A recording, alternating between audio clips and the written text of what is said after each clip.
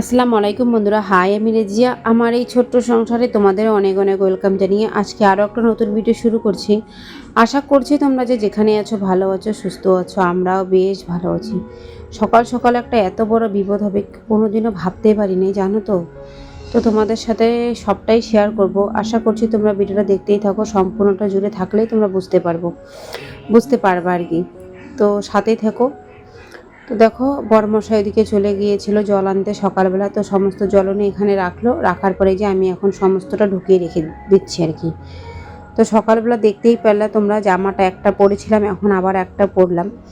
তো সমস্তটাই তোমাদের সাথে আমি আজকে শেয়ার করব কি কি ঘটে গেল। আর সত্যি কথা, একটা কথা আমি বলবো যে মধ্যবিত্ত সংসারের সাথে কেন যে এরকম হয়, যাদের গরিব মানুষের সাথেই এরকম হয়, যাদের টাকা পয়সা থাকে না, খুব একটা কম দিন এনে দিন খায়, তাদের সাথেই জানি কেন এরকমটা উপরওয়ালা করে, আমি বুঝতে পারি না। আর কেন আমাদের সাথেই বা এরকমটা হয়ে যাচ্ছে আমি বুঝতেই পারছি না, কিছুটাই কোনো রকমে বুঝতে পারছি না কেন যে এরকম আমাদের সাথে অনেকবার ঘটে গেল আর ঘটে যাচ্ছে। তো সবটাই বলবো, ভিডিওটা সম্পূর্ণ জুড়ে থাকো। আর যারা যারা এখনও শুরু করেছো, লাইক দিতে ভুলে গিয়েছো, প্লিজ বন্ধুরা একটা লাইক দিয়ে কন্টিনিউ করার চেষ্টা করো। আর যারা যারা আমার বন্ধু হয়ে পাশে আছো, এভাবেই তোমরা পাশে থেকো, তোমাদের সাপোর্ট আমার অনেক দরকার।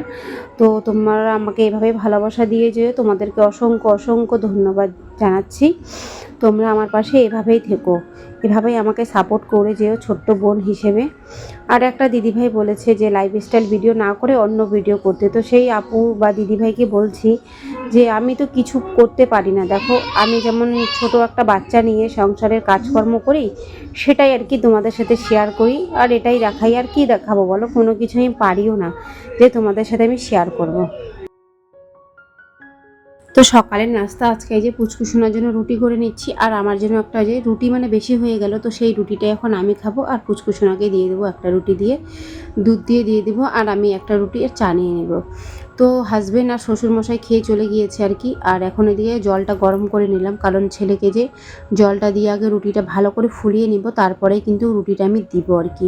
একদম ভালো করে ম্যাশ করে তারপরে দুধ দিব, দুধ দিয়ে তারপরে ওকে খাইয়ে দিব, সুন্দরভাবে ও খেয়েও নেয়। তো প্রতিদিন ওকে অন্য অন্য আর কি দেওয়ার চেষ্টা করি, সকালবেলা একটা ব্রেকফাস্ট আর কি। তো যেদিন যেরকমটা পারি আর কি ওরকমটা দিয়ে দিচ্ছি এখন। তো জানি না কতদিন কীভাবে করে খাওয়াবো। আর বাচ্চা ছোট থাকলে না অনেকটাই মা বাবার টেনশন হয়ে যায় যে বাচ্চা কি খাবে কি খাবে না, সেজন্য অনেক টেনশন হয়ে যায় আর কি।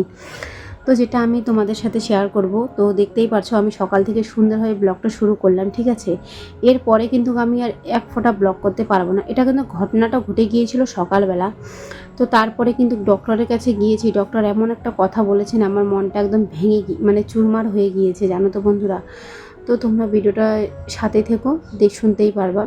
তো সকালবেলা আর কি আমি উঠেছিলাম, উঠে ভাবলাম, একবার ভাবছি কি ভিডিওটা শুরু করব না এমন করে করে করে করে না, তো থাক, ভাবলাম কি পরে শেয়ার করি আর কি। তো হাজবেন্ড দেখতেই পেয়েছো যে জল আনতে গিয়েছে, তো একটু দেখি আবার না ক্যামেরাটা বন্ধ করে দিয়েছি, ভাবলাম কি পরে দেখাবো। তো উঠোন যখন ঝাড় দিতে গিয়েলাম, প্রতিদিন কিন্তু তোমাদের সাথে আমি উঠোনটা ঝাড় দেওয়া শেয়ার করি, আর আজকে না শেয়ার করি নাই। আর পরশুদিন না কালকে মুষলধারা বৃষ্টি হয়েছে, তোমরা তো সেটা জানোই। কালকে না পরশুদিন বৃষ্টি হয়েছে মুষলধারা। তো তোমরা জানোই তো বৃষ্টির মধ্যে কত শ্যাওলা পড়ে থাকে, তোমরা বুঝতেই পারো। আর আমি তোমাদের বারবার আমার উঠানটার ব্যাপারেই বলি যে দেখো আমার উঠানটাতে কত শ্যাওলা হয়েছে। তো যাক বলছি, তো দেখো এই চাদরটার ব্যাপারে অনেক আপুরা আমাকে বলে খুব সুন্দর লাগে, খুব তো সুন্দর লাগে, কিন্তু এটা না সুতির না, এটা সুতি আর ভয়েল মিক্স আছে। আর এটা আমার মা দিয়েছে, জানো তো, বেশ সুন্দর লাগে চাদরটা বিছালে, আমাকেও না বেশ সুন্দর লাগে। তোমাদেরও যেমন ভালো লাগে, তো আমাকেও খুব ভালো লাগে। তো দেখো সকালবেলা উঠান ঝাড় দিতে গিয়ে ঝাড়ুটা জাস্ট নিয়েছি হাতে, নিয়ে দুইটা পা এগিয়েছি, একটা ঝাড়ু না দিতে দিতেই একদম আমি এভাবে করে পড়ে গিয়েছি। একদম পড়ে গিয়ে আমার সমস্ত ঝাড়ুটার যে আগাটা আছে সেটা একদম চোখে লেগে যাওয়ার পর তারপরে তো আমি আর থাকতে পারছি না, ব্যথাতে কেমন একটা খচখচ করছে। তো বড়মশাই বলল যে হয়তো বালু ঢুকেছে, আমিও ভেবেছিলাম বালু ঢুকেছে, শ্বশুরও বলছে কি বালু ঢুকেছে। সবাই ওরা ভাবছিল যে চোখের মধ্যে বালু ঢুকেছে বা কিছু। তারপরে তো হাজব্যান্ড কী করলো, সাদা ফুলের রসটা এনে দিয়ে দিল এরকমভাবেই চোখের মধ্যে। আর চোখটা আমার এতটা লাল হয়েছে, আমি বুঝতেই পারছি যে কোনো কিছু হয়তো প্রবলেম হয়েছে। তারপরে আমি না থাকতে পেরে হাজব্যান্ড বলেছিলাম, ও অতটা কেয়ার করে নেই, তো আমি নিজেই চলে গিয়েছি ডক্টরের কাছে, মানে ছেলেকে নিয়ে। তো ছেলেকে নিয়ে চলে গিয়েছি। যাওয়ার পর তারপরে তো ডাক্তারকে দেখালাম। দেখানোর পর ডাক্তার আমাকে বলল যে তোমার যে চোখের মণিটা আছে সেই মণিটার কিন্তু ছাল চলে গিয়েছে। শুনে ভাবো তোমরা কতটা আমার খারাপ লাগছে, যে ওখানে হসপিটালের মধ্যে যে যতগুলো ডাক্তার, মানে এই সে ডাক্তার বলছি সরি, মানে যে পেশেন্ট ছিল তারাও একদম অবাক হয়ে গিয়েছে। এ মা, এ ভগবান, এ আল্লাহ, মানে এমন করছে যারা যারা আর কি আছে ওখানে। তো ওরা আমার কতটা কষ্ট পেয়েছে আমার কথাটা শুনে। আর আমি যে সকাল থেকে লোকটা এত আমার মানে প্রবলেম হচ্ছিল চোখটা নিয়ে, আমি তোমাদের বলে বোঝাতে পারবো না। সেক্ষেত্রে কি বলো তো, সবাই আমাকে কি বলছিল যে আমি নকশা করছি, ঢং করছি। তারপরে আবার বলছে যে হ্যাঁ কিছু হয় নাই, ঠিক হয়ে যাবে। মানে যার হয় সেই জানে। তো অনেক কথা শুনতে হয়েছে, অল্প কিছু হলে গা ছেড়ে দেই। তারপরে আমি না থাকতে পেরে একাই চলে গিয়েছি ছেলেকে নিয়ে হসপিটালে। নিজের কষ্ট দুঃখটা নিজেকেই বুঝতে হবে, কেউ কোনোদিনও কারো বুঝবে না। এটা আমি শরীরের প্রতি হয়ে তারপরে আমি বুঝতে পারলাম যে কেউ কারো না। তারপরে আমি যে এরকম কথা শুনে তারপরে কিন্তু এসে আমাকে একদমই বলেছে যে মানে আগুনের হিট, তারপরে তোমার হচ্ছে রৌদ্রের হিট। আর যখন আমি হসপিটাল থেকে বের হলাম বা হসপিটালে যখন যাচ্ছি, আমার কিন্তু প্রচণ্ড অসুবিধা হচ্ছিল। আমি রৌদ্রের দিকে তাকাতেই পাচ্ছিলাম না। আমি তো জানি না যে চোখের যে মানে কালো মণিটার মধ্যে ওরকম হলে বা ওরকম কোনো কিছু হয়, আমি জানি না। তো ডক্টরের কাছে গিয়েই শুনলাম। আর আমি তো চোখে আগের থেকে মানে ঝাপসা ঝাপসা দেখছি, তারপরে আবার হচ্ছে খচখচ করছে, তারপরে হচ্ছে তোমার রৌদ্রের দিকে তাকাতে পারছি না। তারপরে তো হসপিটাল থেকে এসে একদম বলছে আমাকে যে মানে ওষুধ টষুধ দিবা। একটা হসপিটাল থেকে দিয়েছে আর দুটো একদম কিনতে বলেছিল। তারপরে হাজব্যান্ডকে বলেছি, তারপরে বিকালবেলা নিয়ে এসে আমাকে দিয়েছে, তারপরে লাগিয়েছি। আর সেই দিনটা না খেয়ে না দিয়ে আর কি সারাটা দিন আমার কেটেছে জানো তো। ছেলেকে সেন্টার থেকে খিচুড়ি এনে দিয়েছিলাম, সেটাই খেয়েছে ছেলে। তারপরে শ্বশুরকে বলেছিলাম আমার জায়ের ঘরে খেয়ে নিতে, সে ওখান থেকে খেয়ে নিয়েছে। খিচুড়ি ছিল, হাজব্যান্ড খাবে না, আমিও খাই নাই, ওভাবে করে ঘুমিয়েছিলাম। ঘুম থেকে উঠেও দেখি চোখটা এতটা ফুলে গিয়েছে, এতটা খারাপ লাগছে নিজে নিজেকে, কি বলবো। আমি খালি এটাই ভাবি যে হে আল্লাহ, তুমি আমাদেরই এত পরীক্ষা নাও। আমাদের এত টাকা পয়সা নাই, আমাদের এত মানে মিডিল ক্লাস ফ্যামিলিদের তোমরা এত পরীক্ষা নাও। আমি বুঝতে পারছি না। এক তো টাকার সমস্যা, তারপরে আমার শরীরটার সমস্যা, আমি বুঝতে পারছি না কি করব না করব। তারপরে ওভাবে করেই তো ওষুধ টষুধ নিয়ে আসলো হাজব্যান্ড ব্যবসা করে বিকালবেলা। তো এদিকে আছে রান্নাবাড়িও করে নিয়েছি। আর সেই দিন আমি এসে আমি অন্যান্য ধরাই নেই, কোনো রান্নাও করি নাই। বিকালবেলা হাজব্যান্ড ওষুধ এনে তারপরে বিকালবেলা মানে রাত্রেবেলা আর কি রান্না করেছিল ডাল আলু সিদ্ধ।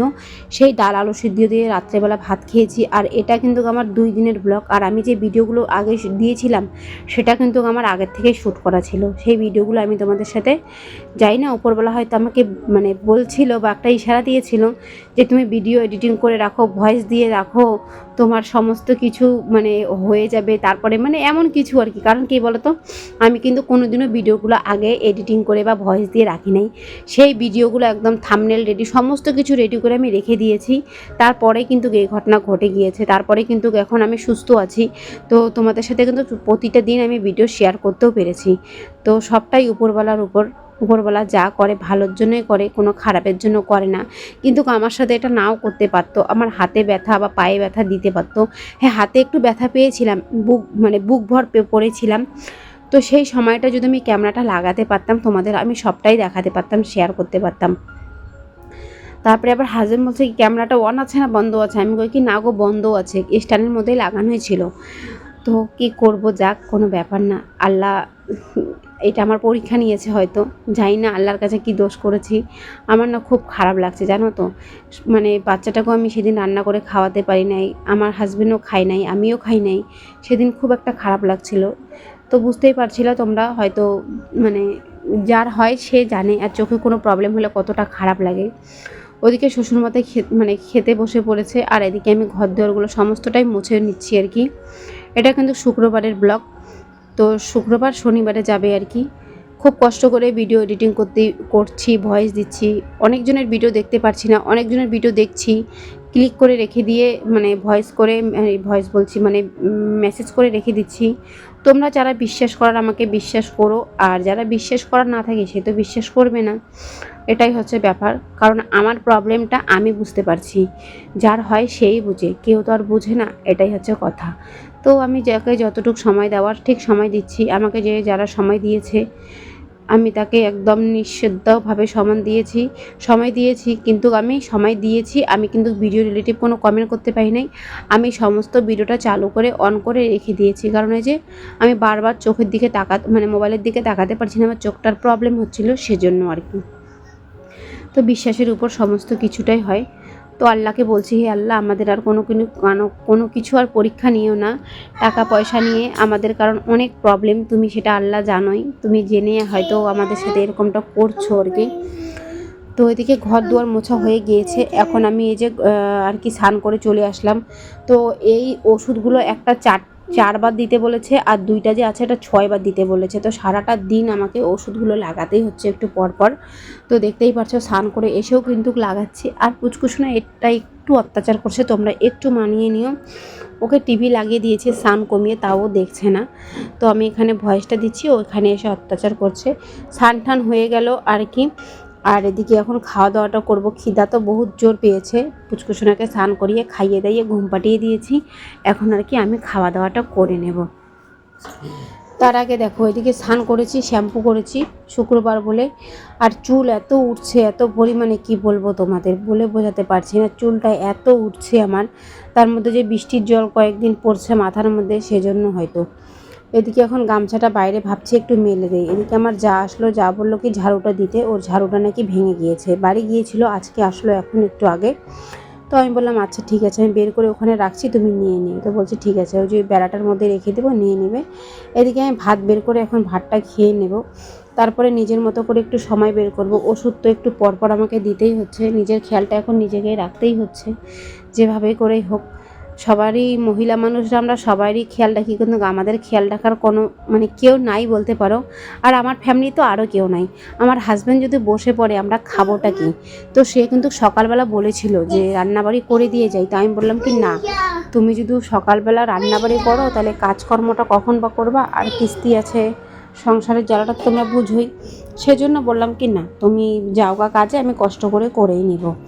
তো ভিডিওটা এখানে শেষ করছি। আল্লাহ হাফিজ, ভালো থেকো, সুস্থ থেকো তোমরা।